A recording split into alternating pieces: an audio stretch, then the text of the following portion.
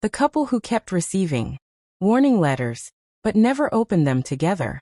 The first letter arrived without a name. Inside were only 7 words. Your husband is hiding something. Watch carefully. May read it, folded it, placed it inside a drawer, and said nothing. 3 days later, her husband Alex received one too. Different handwriting, different envelope, different message, but the same feeling. Someone wanted something, and whatever it was, it had nothing to do with truth. It had everything to do with doubt. But instead of opening every letter together, they made a strange decision nobody understood. And that decision would later save their marriage. May and Alex were ordinary people. No big house. No dramatic love story. No perfect life. But people noticed something unusual about them. They stayed calm. They rarely raised their voices. When disagreements happened, they talked. When life became difficult, they stayed on the same side. Friends used to joke, "You two don't argue enough." Someone once laughed and said, "No relationship is this peaceful."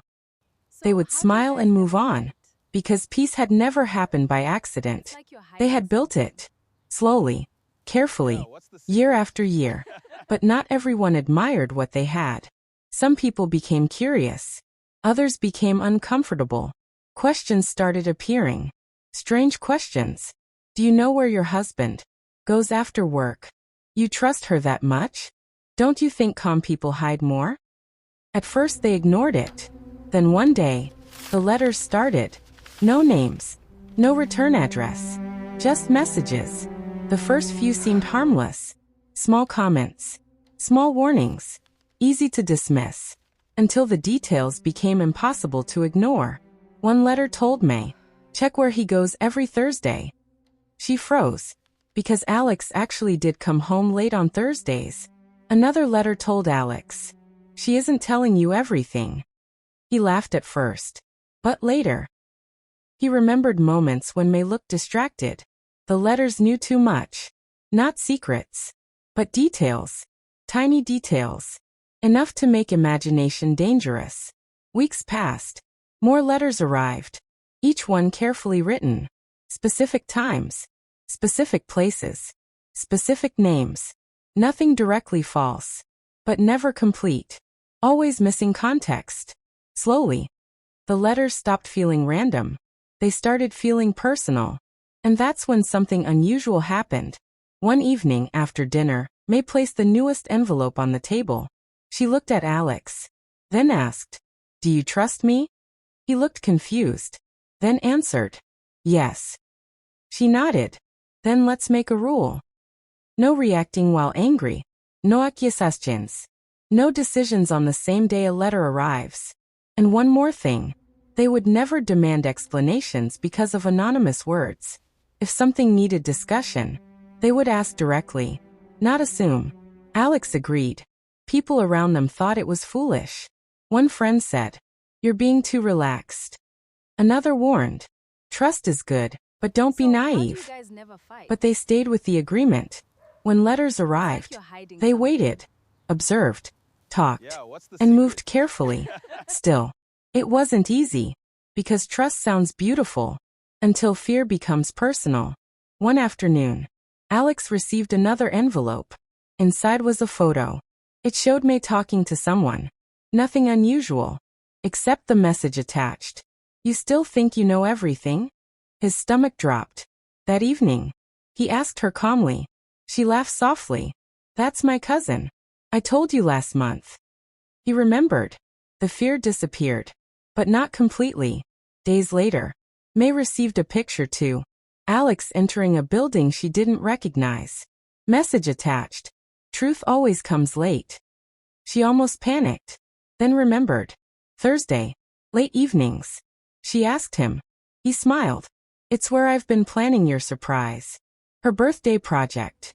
Again. The story collapsed. Someone wasn't exposing secrets. Someone was manufacturing suspicion. Months passed. Then one final envelope arrived. No name. No return address. Inside was a single sentence. "If you still trust each other after today, I give up." Attached were photos.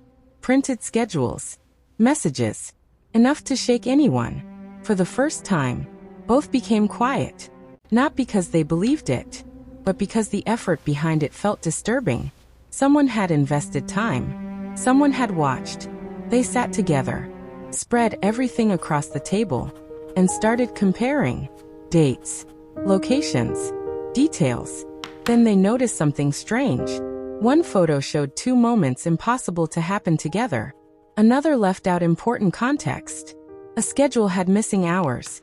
Nothing was fake, but everything was rearranged. Whoever created this wasn't lying. They were selecting and arranging them into fear. That realization changed everything. They started looking at small details, envelope timing, places, conversations, patterns. Eventually, they discovered the truth. The letters came from someone they knew, someone who had quietly watched them for years, someone who had once said, "No marriage stays strong forever." Someone who believed all relationships eventually collapse, not because of betrayal, but because of suspicion. Their plan had never been to prove cheating. Their plan was simple: create enough questions. Wait. Let fear finish the rest. But they failed. Because May and Alex never treated fear as evidence. They never allowed strangers to become judges. They never made permanent decisions from temporary emotions. Weeks later, the letters stopped. And one evening, May looked at Alex and smiled. He smiled back, then said quietly, "Imagine if we trusted envelopes more than each other." She laughed and said, "Then someone else would be living inside our marriage."